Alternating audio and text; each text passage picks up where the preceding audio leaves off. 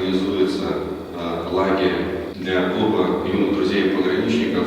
Я считаю, что это очень важно в наше время, так как в будущем это может сыграть немалую роль для того, чтобы молодежь могла выбрать свою будущую профессию. Не исключено, что многие захотят стать пограничниками, внести свой вклад в непосредственно охрану государственной границы.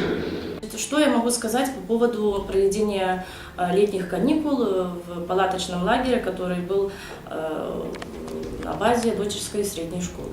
У меня остались только самые лучшие воспоминания и хорошее настроение, потому что, придя с лагеря, мой ребенок был переполнен эмоциями, был очень доволен, ему понравилось вообще все, ему понравилось время проведения вечеров там, еда, потому что гречки он у меня никогда не ел, там он попробовал и сказал, что вкусная.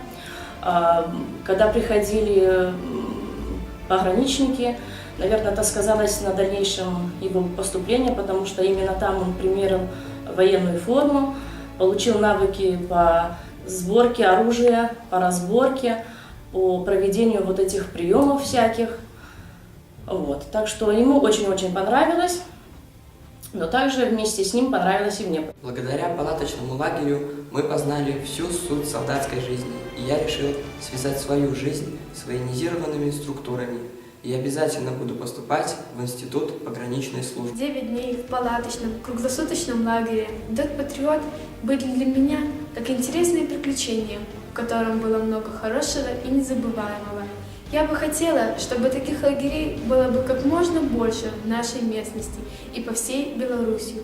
Очень хотелось бы, чтобы друзья из других школ также могли побывать в таких лагерях.